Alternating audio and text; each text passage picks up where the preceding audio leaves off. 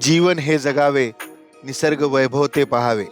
या ओळीने प्रेरित होत मी आज पुन्हा एकदा निघालोय सह्याद्रीच्या कुशीमध्ये.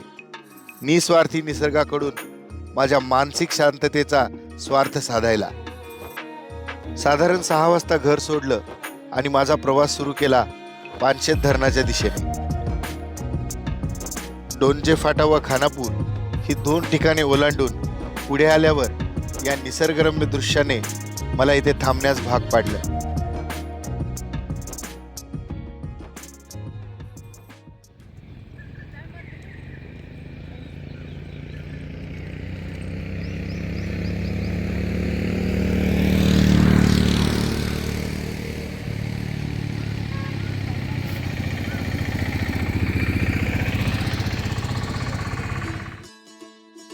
रस्त्याच्या उजव्या हाताला दिसणारे खडकवासला धरणाचे बॅकवॉटर वेगवेगळ्या ठिकाणाहून कॅमेऱ्यामध्ये कैद केले.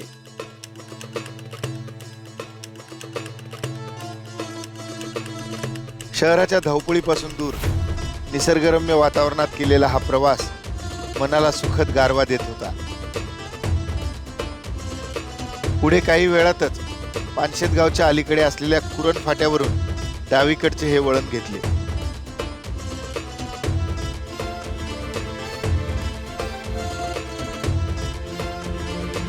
मुख्य रस्त्यापासून थोडं दूर आल्यावर या मार्गावर वाहनांची रेलचेल तशी फार जाणवत नव्हती.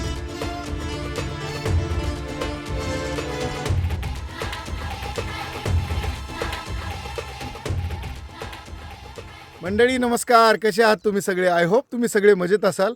मंडळी, आजच्या भटकंतीमध्ये आपण निघालेलो आहोत मुक्काम पोस्ट शिरकोली येथे, जे पानशेत धरणाचं बॅकवॉटर आहे ते एक्सप्लोअर करत करत आपण आता या मार्गाला लागलेलो आहोत.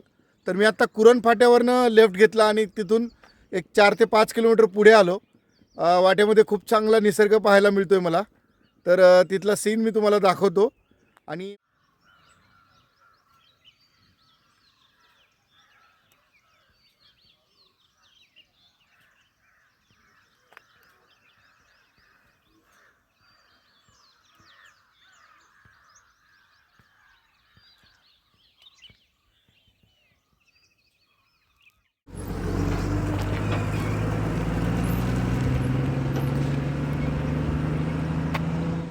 आणि माझ्या पाठीमागे तुम्ही बघता तर ते आहे पानशेत धरणाचं बॅकवॉटर. तर या रूटला जाताना आपल्याला बऱ्याच ठिकाणी पानशेत धरणाचं बॅकवॉटर पाहायला मिळणार आहे. तर बघूया इथून पुढचा निसर्ग आपल्याला कसा पाहायला मिळतो. थोडं पुढे आल्यावर कादवे या गाव परिसरात पोहोचलो.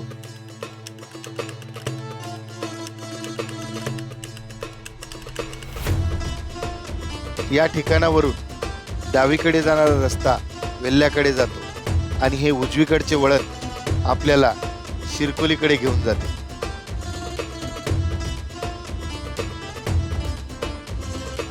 या वाटेवरचा निसर्ग पावसाळ्यामध्ये आणखीनच खुलून दिसतो.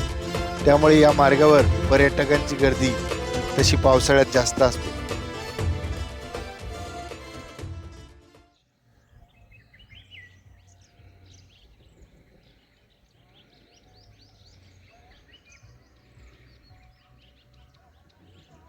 मित्रांनो, थोडं पुढं आल्यावर एका उंचवट्यावरनं धरणाचं पात्र खूप भारी पाहायला मिळतं आहे.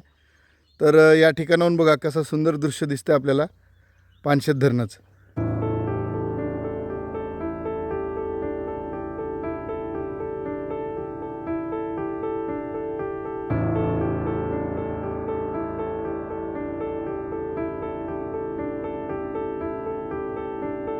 या ठिकाणी उभं राहून पानशेत धरणाचे हे विस्तारलेले पात्र डोळ्यामध्ये सामावण्याचा प्रयत्न केला व इथे घेतलेली क्षणभर विश्रांती संपवून मी पुढच्या मार्गाला लागलो. मंडळी, तुमच्या व माझ्यासारख्या निसर्गप्रेमींना ही जागा व हा प्रवास नक्कीच आवडणार, यात काही शंका नाही. कारण आपल्या सर्वांसाठी सुखाची व्याख्या एकच, निसर्गामध्ये येऊन एकरूप होणे व इथल्या शांततेचा अनुभव घेणे.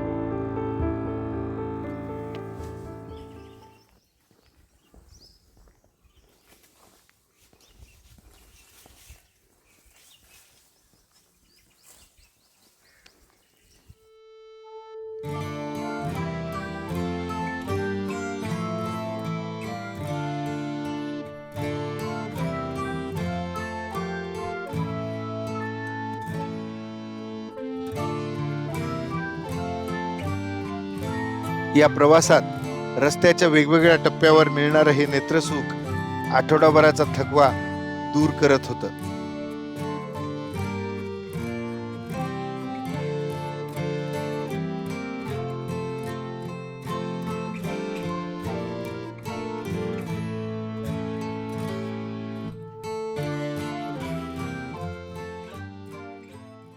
चिखोली गावामध्ये मी आत्ता पोहोचलेलो आहे. तर इथे 2 मंदिरं आहेत. तर जे मुख्य मंदिर आहे ते धरण पात्रामध्ये. तर उन्हाळ्यामध्ये जेव्हा पाणी आटतं तेव्हा ते मंदिर आपल्याला पाहायला मिळतं. एरवी ते मंदिर जे आहे ते पाण्यात राहतं. तर त्या मंदिराकडे जाण्यासाठी हा रस्ता आहे. शिवकालीन शिरकाई देवीचं मंदिर जुनं. तर आता बघूया सध्या ते मंदिर पाहायला मिळते का. आता बहुतेक पाण्याची पातळी कमी झाली त्यामुळे बहुतेक जाता येईल आपल्याला. हिंदवी स्वराज्यातील 12 मावळ प्रांतांपैकी एक 84 मुसेखोरेमधील हजारो मराठा मावळ्यांच्या मनगटाला बळ देणारी देवी म्हणजेच श्री शिरकाई देवी. महाराष्ट्राचे आराध्य दैवत छत्रपती शिवाजी महाराज व राजमाता जिजाऊ यांनी 1652 मध्ये या मंदिराचा जीर्णोद्धार केला आणि तेव्हापासूनच मोसे मावळातील हजारो भाविकांचं हे मंदिर स्फूर्तिस्थान झालं. नंतरच्या काळात 1957 मध्ये आंबी नदीवर बांधण्यात आलेल्या पानशेत धरणाच्या पाणलोट क्षेत्रामध्ये हे मंदिर समावलं.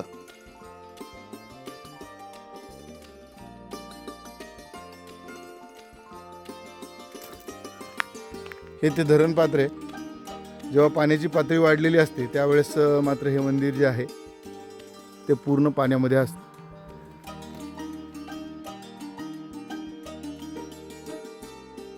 वर्षातून साधारण 10 महिने हे मंदिर पानशेत धरणाच्या पाण्यामध्ये बुडालेलं असतं. एप्रिल व मे महिन्यामध्ये या ठिकाणी बरेचसे भाविक हे मंदिर पाहण्यासाठी येतात. मागच्या साधारण 65 वर्षापासून हे मंदिर पाण्यामध्ये भक्कमपणे उभे आहे. या ठिकाणी असलेली शिवकालीन शिरकाई देवीची मूर्ती शासनामार्फत गावामध्ये एक नवीन मंदिर बांधून तिथे स्थापित करण्यात आली आहे. या जुन्या मंदिरामध्ये दर्शन घेऊन मी आता नव्याने बांधण्यात आलेल्या मंदिराकडे वळालो.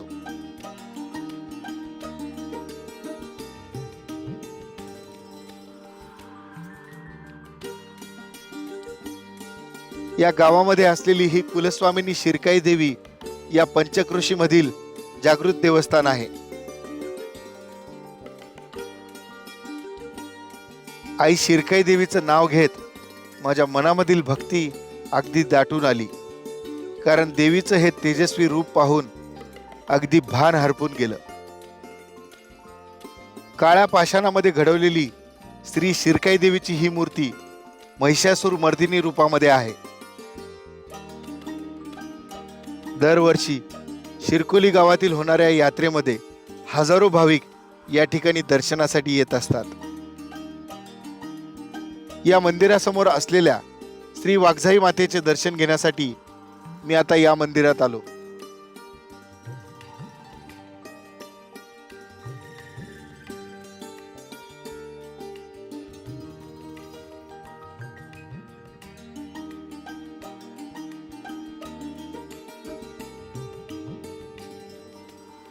मंडळी, शिरकाई देवीच्या या मंदिरामध्ये तुम्ही यापूर्वी दर्शनासाठी आला होतात का, हे मला कमेंट करून नक्की सांगा.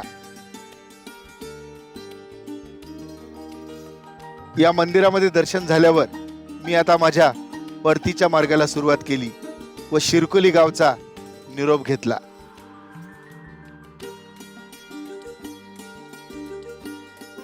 मंडळी, शिरकोली गावचा हा व्हिडिओ तुम्हाला कसा वाटला, तुमच्या प्रतिक्रिया मला कमेंट करून नक्की सांगा. हा व्हिडिओ पूर्ण पाहिल्याबद्दल मनापासून धन्यवाद. भेटूया पुन्हा एकदा अशाच एका भन्नाट व्हिडिओमध्ये.